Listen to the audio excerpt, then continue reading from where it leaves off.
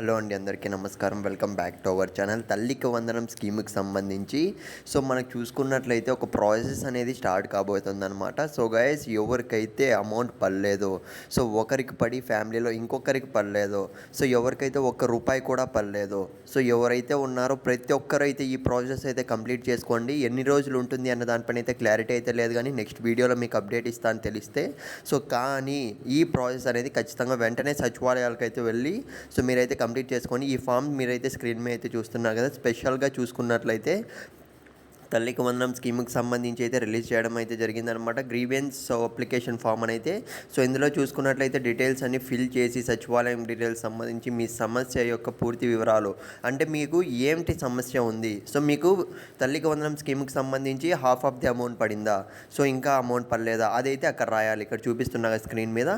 లేదంటే మీకు మీ ఫ్యామిలీలో ఎంతమంది పిల్లలు ఉన్నారు, ఎంతమందికి పడింది, ఎంతమందికి పడలేదు, ఈ విధంగా మీ సమస్య అనేది ఇక్కడ ఈ ఫామ్లో ఫిల్ చేసి మీరు కింద చూసుకున్నట్లయితే ఫ్యామిలీ డీటెయిల్స్, మీ కుటుంబ వివరాలు, అంటే మీ ఫ్యామిలీ మెంబర్స్ ప్రతి ఒక్కరు, ఇప్పుడు సపోజ్ ముగ్గురు ఉన్నారనుకోండి, మీ ఫ్యామిలీలో ముగ్గురు డీటెయిల్స్ రాసేయండి, ఏమేమి అడుగుతున్నారో అవన్నీ.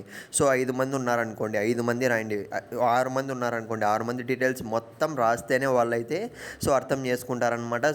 ఓకే, ఈ ఫ్యామిలీలో చూసుకున్నట్లయితే ఇంతమంది ఉన్నారు, ఇంతమంది విద్యార్థులు ఉన్నారు, ఇంతమంది చదువుతున్నారు, వీళ్ళు ఎవరైతే తల్లికి వందనం స్కీమ్కి సంబంధించి ఎలిజిబుల్గా ఉన్నారో మళ్ళీ వాళ్ళు రీచెక్ చేస్తారనమాట. రీచెక్ చేసి మళ్ళీ వాళ్ళకు అప్డేట్ చేస్తారు డీటెయిల్స్ అనేవి. ఈ విధంగా ప్రాసెస్ అయితే ఉంటుంది. మీరైతే ప్రజెంట్ అయితే జరుగుతుంది ప్రాసెస్ అనేది, ఖచ్చితంగా చేసుకోండి.